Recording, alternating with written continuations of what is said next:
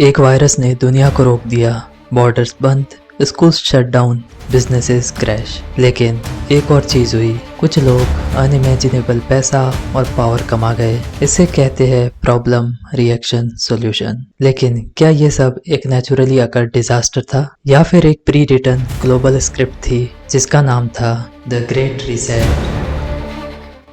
आज हम पहली फाइल खोल रहे हैं, the Covid agenda, the truth they will never teach you. So welcome to the agenda files. October 2019 New York में एक क्लोज्ड डोर सिमुलेशन होती है। नाम था इवेंट 201। यह सिमुलेशन होस्ट की थी Bill and Melinda Gates Foundation, Johns Hopkins Center for Health Security and WEF यानी कि वर्ल्ड इकोनॉमिक फोरम। इसमें क्या सिमुलेट किया गया? A global corona virus pandemic, एक इमेजिनरी वायरस जो वुहान से स्टार्ट होता है, रैपिडली स्प्रेड होता है और वर्ल्ड वाइड लॉकडाउन फोर्स करता है।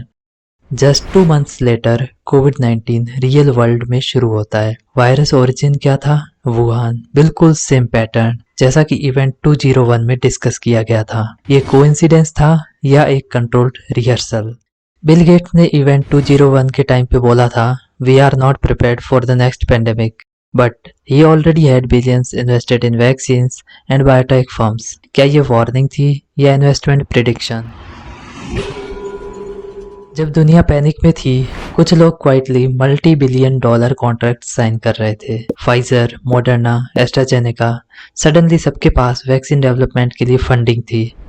यूएस गवर्नमेंट ने ऑपरेशन वार्प स्पीड के नाम पे फार्मा कंपनीज को एडवांस पेमेंट्स दिए। More than $18 billion tax payers money private companies को गया। Guess who was deeply involved? Bill Gates, जिनके इन्वेस्टमेंट थे BioNTech, CureVac, Gavi vaccine alliance and Moderna, जिसमें कि उनका इनडायरेक्ट स्टेक था वाया फाउंडेशन ग्रांट्स। उन्होंने ये ओपनली भी कहा है that vaccine is the best investment I have ever made. तो इनका ROI कितना हुआ?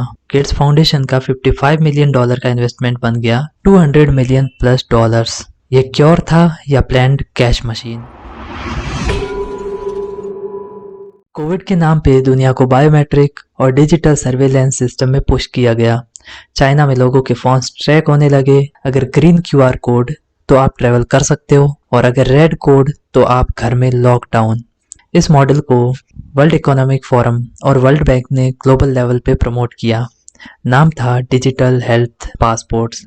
इंडिया में भी आरोग्य सेतु ऐप मैंडेटरी बना दिया गया। हर मूव मॉनिटर होने लगा और WEF के फाउंडर क्लॉस स्क्वेब ओपनली बोलते हैं, Covid is a rare but narrow window to reset the world, the great reset. जब आप घर बैठे थे, बिलियनियर्स ऑनलाइन वर्ल्ड का फुल कंट्रोल ले रहे थे। जेफ बेजोस की वेल्थ डबल हो गई क्योंकि सब अमेजोन से ऑर्डर कर रहे थे। एलन मस्क का टेस्ला स्टॉक ऊपर गया क्योंकि पेट्रोल की डिमांड डाउन थी। Zoom, Netflix, Google all time high profits. और इसी के बीच over 200 million jobs lost, 30% plus small businesses permanently shut, migrant workers desperate हो गए। ये नेचुरल डिजास्टर था या engineered economic shift? The rich bought assets, the poor lost identity. Covid का ग्लोबल पॉलिसी कौन डिसाइड कर रहा था? मोस्टली एक एंटिटी जिसका नाम है WHO। WHO के टॉप डोनर कंट्रीज थे US, Germany and UK। But सबसे बड़ा प्राइवेट डोनर कौन था? तो वो था bill and Melinda Gates foundation.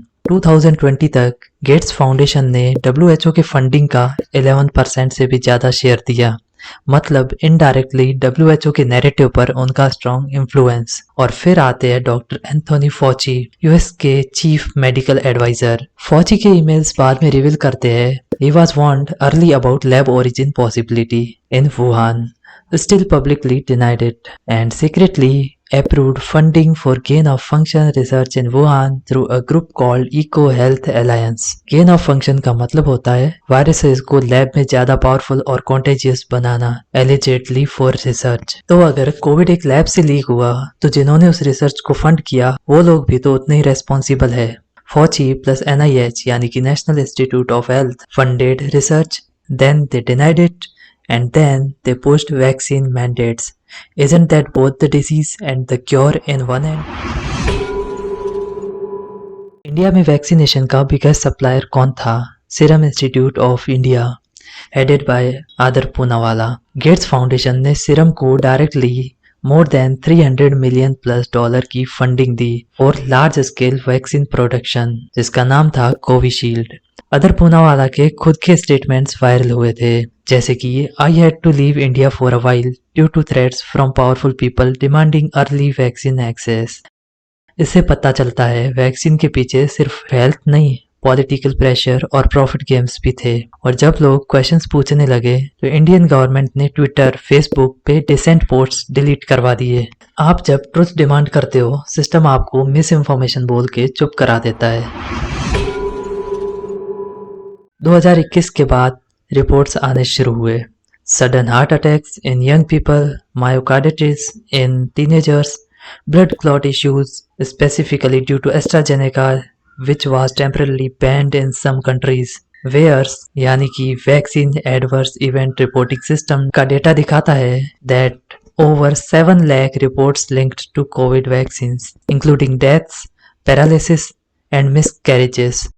लेकिन मीडिया ने इन सब को कॉन्स्पिरेसी या रेयर कोइंसिडेंस बोल के कवर कर दिया। बिग टेक ने ट्विटर, फेसबुक, यूट्यूब पे ट्रुथ टेलर्स को बैन कर दिया। डॉक्टर्स जिन्होंने साइड इफेक्ट्स की बात की, उनके लाइसेंस सस्पेंड, और इंडिपेंडेंट रिसर्चर्स को डेंजरस लेबल कर दिया गया। Joe Rogan, doctor Robert Malone, doctor Peter McCullough जैसे नाम ओपनली बैंड या शैडो बैंड हुए। जब सच को दबाया जाता है, वही सबसे बड़ी कॉन्स्पिरेसी होती है।